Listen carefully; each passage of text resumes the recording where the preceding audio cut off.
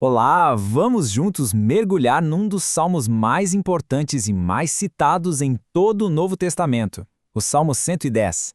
É incrível, mas ele guarda a chave para a gente entender a dupla natureza do Messias, como rei e também como sacerdote. Para começar, vamos pensar num quebra-cabeça. É uma pergunta que o próprio Jesus fez para os líderes religiosos da sua época, sabe? E a resposta deixou eles sem palavras. E a chave para esse mistério todo está justamente num salmo escrito pelo rei Davi. É como se ele nos abrisse uma janela profética, para a gente dar uma espiada numa realidade celestial. Então vamos lá, o salmo já começa de um jeito espetacular, nos colocando para ouvir uma conversa dentro da própria Trindade. É uma declaração, um oráculo de Deus Pai para o Messias. Olha que interessante. Davi faz uma distinção que é crucial. Ele usa o Senhor, em maiúsculas, que é Yahvé, para se referir a Deus Pai, e meu Senhor, Adonai, para o Messias. Com isso, ele revela um diálogo entre o pai e o filho, ou seja, Davi, inspirado pelo Espírito, entende que o seu próprio descendente é, na verdade, o seu mestre soberano. O Messias é convidado a se sentar à direita do Pai. E o que isso significa? É um sinal de que a sua obra está concluída, de que sua autoridade é absoluta. Ele agora aguarda a hora em que toda a oposição vai ser colocada debaixo dos seus pés. É uma vitória que o próprio Deus já garantiu. E esse governo não se limita a um lugar só não, é um domínio global. De Sião, o centro do reino de Deus, o seu poder, o seu cetro, vai se estender pelo mundo todo, governando até mesmo no meio dos seus inimigos. Esse cetro é o símbolo da sua força e do seu domínio, que ninguém pode contestar. E quem é que segue esse rei? Olha que lindo isso. No dia da sua vitória, ele não vai liderar um exército de gente forçada. Não, o seu povo vai se apresentar de forma voluntária, servindo com alegria. A imagem aqui é de algo tão renovado, tão numeroso e brilhante quanto o orvalho da manhã. Mas a identidade desse rei vai muito além do trono. A gente pensa que já entendeu tudo, e aí o Salmo dá uma virada surpreendente e revela um segundo papel, que é tão crucial quanto o primeiro. Para a gente entender isso, a gente precisa voltar lá em Gênesis para uma figura bem misteriosa chamada Melquisedeque. Ele era rei e sacerdote ao mesmo tempo, algo que não acontecia na lei de Israel. E ele se torna um modelo perfeito para o sacerdócio do Messias.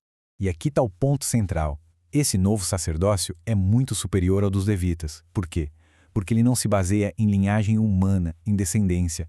Ele é estabelecido por um juramento do próprio Deus, um juramento que não pode ser quebrado. Isso faz com que esse sacerdócio seja eterno e perfeito, garantindo um mediador que vive para sempre. Bom, então, ele é rei e sacerdote. Mas não para por aí. Esse rei sacerdote é também um guerreiro poderoso, que vai executar a justiça final. Aquele dia do seu poder que a gente viu é também o dia da sua ira. É quando todos os governantes da terra que se levantam contra Deus serão esmagados. A imagem aqui é de um poder avassalador que ninguém tem como desafiar.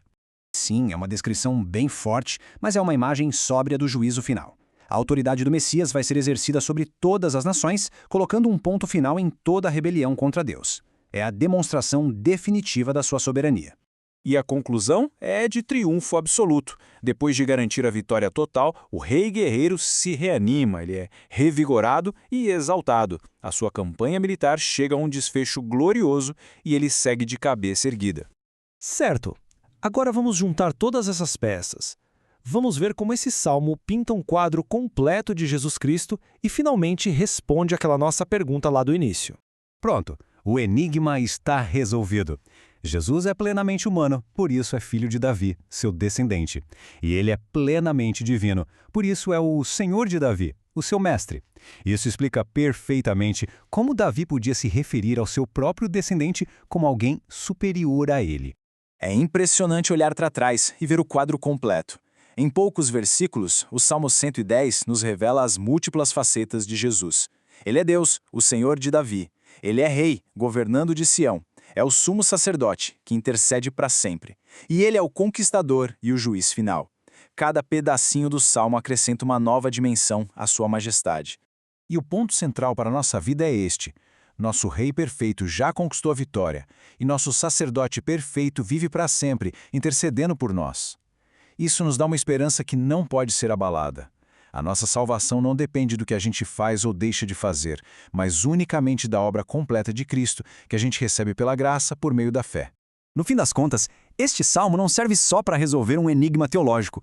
Ele nos deixa com uma reflexão muito prática. Saber que temos um rei vitorioso no trono e um sacerdote perfeito intercedendo por nós, como é que essa verdade molda a nossa confiança e o nosso serviço a ele no dia a dia? A resposta para essa pergunta, com certeza, muda tudo.